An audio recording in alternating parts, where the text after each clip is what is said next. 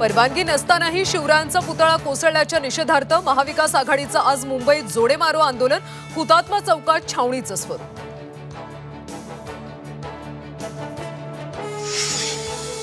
महाविकास आघाडीच्या आंदोलनाविरोधात महायुतीचं देखील आंदोलन, मुंबई, नागपूर, पुण्यासह राज्यभरात करणार महाविकास आघाडीचा निषेध। मनोज जरांगे आज राजकोट किल्ल्यावर जाणार, राजकारण करू नका अन्यथा जनता धडा शिकवेल, किल्ल्यावर जाण्याआधी जरांगेंचा इशारा।